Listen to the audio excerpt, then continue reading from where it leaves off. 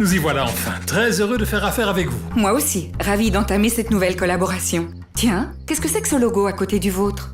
Ah ça, c'est le label entreprise écodynamique qui nous a été octroyé par la région de Bruxelles-Capitale. C'est une récompense pour les efforts fournis afin d'identifier et de réduire notre impact sur l'environnement. Le label entreprise écodynamique? À qui s'adresse-t-il? À tout organisme situé dans la région bruxelloise, qu'il soit public, privé ou associatif. Et à quoi ça vous sert exactement? Ce label résume notre démarche pour gérer notre activité de manière écodynamique. On y trouve beaucoup d'avantages. C'est-à-dire? D'abord, réduire notre impact sur l'environnement, bien sûr. Ensuite, on améliore l'organisation de l'entreprise. Nous sommes donc plus compétitifs.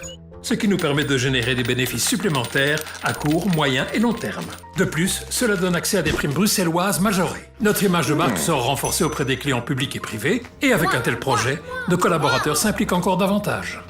Mais dites-moi, comment fait-on pour l'obtenir ce label? C'est compliqué? On est aidé? Bonjour! Ah, Séverine, notre experte de Bruxelles Environnement. Quelle heureuse surprise! Justement, on parlait du label entreprise écodynamique. Et ma cliente ici présente me demandait à l'instant comment l'obtenir. Tout d'abord, vous vous engagez en signant la charte générale. Ensuite, avec l'aide gratuite de l'expert mandaté par Bruxelles Environnement, vous entamez le processus qui comprend 4 étapes. 1. Analyser l'impact de votre entreprise sur l'environnement. 2. Agir pour le réduire. 3. Vérifier le résultat des mesures adoptées. 4. Communiquer au personnel et à la direction. L'important est d'avancer à votre rythme. Votre entreprise sera ainsi récompensée avec 1, 2 ou 3 étoiles, nombre qui peut évidemment évoluer au fil du temps.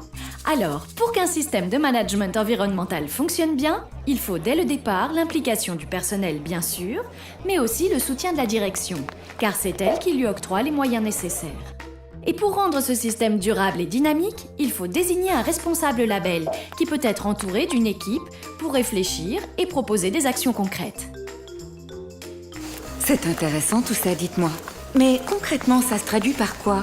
Quel genre d'action peut être mis en œuvre? Eh bien, prenons notre cas.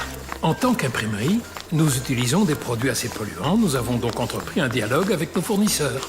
Aujourd'hui, suite à cette démarche, nous utilisons des encres végétales, l'utilisation de vernis n'est plus systématique et le papier qu'on choisit est désormais recyclé ou issu de forêts gérées durablement. Donc, il s'agit d'adapter les produits que l'on utilise dans son activité, c'est ça? Pas seulement. Autre exemple, un hôtel a constaté qu'il générait beaucoup de déchets. Toutes ces poubelles! L'équipe a donc mis en place différentes actions de prévention, comme l'emploi de gobelets et de flacons réutilisables, la suppression de la majorité des portions individuelles préemballées au petit déjeuner, et des recettes qui permettent d'éviter le gaspillage alimentaire en exploitant au mieux la totalité des aliments. Donc, les produits, la prévention des déchets, c'est tout? Bien sûr que non. Vous pouvez également agir sur la mobilité, par exemple, ou encore au niveau de votre consommation d'électricité, Ou d'eau, ou de gaz, ou de papier. ou d'encre, Vous pouvez entreprendre de petites rénovations. ou de menus régulation. D'autres se sont déjà lancés dans l'aventure. Venez les rejoindre et prenez une longueur d'avance. Ok, ça m'intéresse.